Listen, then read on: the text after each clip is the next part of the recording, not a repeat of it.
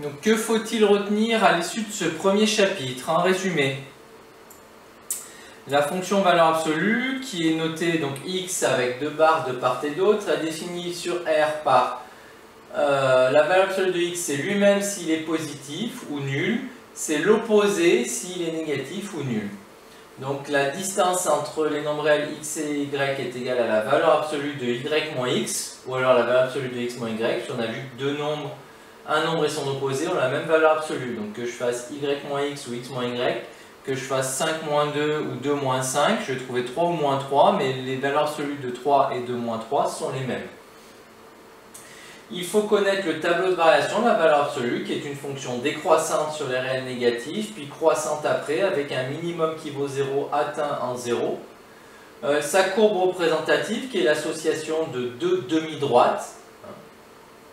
Donc voilà pour la valeur absolue. Savoir étudier les fonctions de valeur absolue, puis on a expliqué aussi savoir enlever les barres de valeur absolue. Donc l'expression d'une valeur absolue, c'est elle-même si cette expression est positive, c'est son opposé si elle est négative. Donc, souvent, étudier une valeur absolue revient à étudier le signe de l'expression qu'il y a dans la valeur absolue. Et enfin, très important, les fonctions polynômes second degré. La forme développée d'un polynôme second degré, c'est ax carré plus bx plus c. A, b et c sont des réels avec la particularité que a doit être non nul. La forme canonique, c'est a facteur de x moins alpha au carré plus bêta.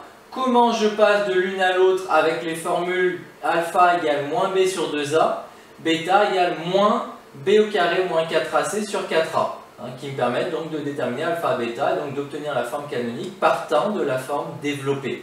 Pensez aussi que bêta, c'est f de alpha, donc c'est une autre façon de le calculer. Une fois que je connais alpha, il me suffit d'aller dans l'expression de remplacer x par alpha pour avoir la valeur de bêta. Du coup, il y a deux cas possibles, soit a est positif, alors j'ai une parabole de forme convexe qui a les bras tournés vers le haut, donc d'abord décroissante puis croissante, qui a donc un minimum qui est toujours atteint à alpha qui vaut bêta. Alpha et bêta sont toujours les coordonnées du sommet. Donc si a est positif, le sommet est un minimum.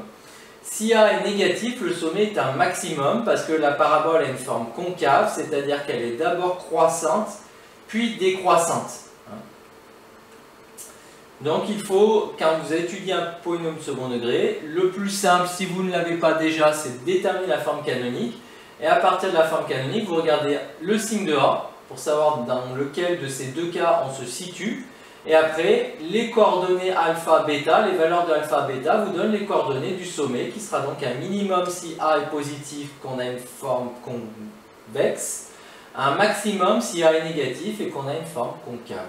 Voilà pour l'essentiel à connaître sur les fonctions de référence. Donc ensuite, entraînez-vous bien à faire les exercices d'entraînement en autonomie, justement, qui sont ici surtout sur les polynômes de second degré, pour essayer de bien faire tourner tout ça. Faites la liste d'exercices présente ici et si tout va bien, alors vous pourrez aborder la suite sereinement. Mais entraînez-vous bien à faire ces exercices là parce que notamment sur la valeur absolue aussi, ne les oubliez pas, il y en a quelques-uns. Parce que le plus important c'est peut-être les polynômes second degré, le plus délicat c'est peut-être la valeur absolue. Donc il faut bien s'entraîner à maîtriser les deux pour la suite de l'année. Bon courage!